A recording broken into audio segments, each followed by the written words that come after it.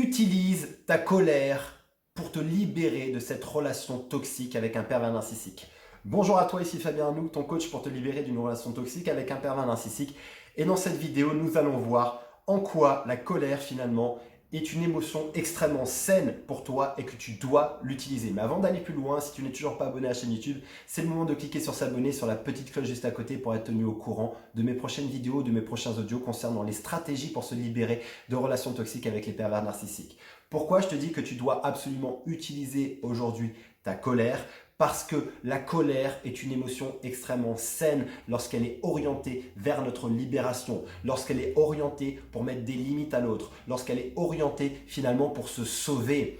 On entend beaucoup aujourd'hui de coachs en développement personnel qui disent surtout vous ne devriez jamais vous mettre en colère, c'est presque en gros étouffer votre colère. Mais cette colère-là, elle est saine, elle est extrêmement saine. Faites en sorte au contraire d'utiliser cette colère. Beaucoup de victimes que j'accompagne qui sont dans les relations avec les pervers narcissiques auraient tendance à étouffer leur colère.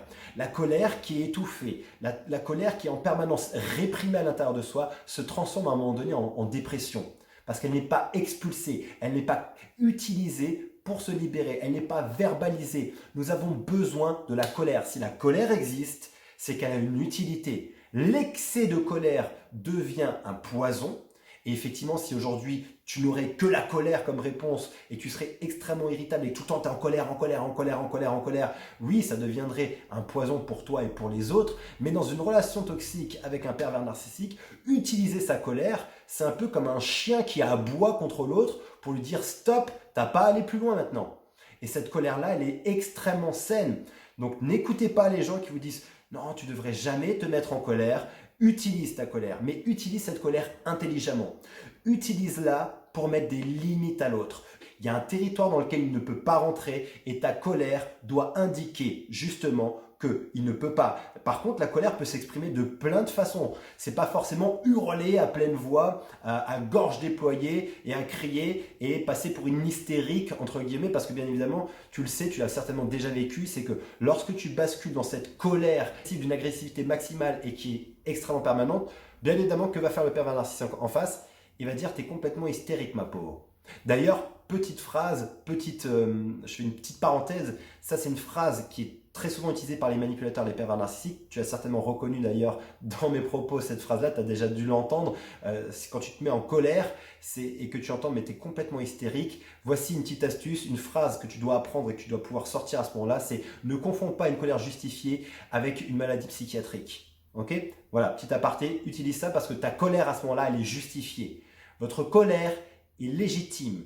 Ta colère est légitime et tu dois pouvoir l'utiliser pour mettre des stops. Tu dois pouvoir l'utiliser parce que c'est une énergie qui est extrêmement puissante. Mais tu dois l'utiliser non pas pour rester dans la relation, mais tu dois l'utiliser pour quitter la relation. C'est là où je te dis, utilise intelligemment cette émotion-là. C'est une vraie ressource.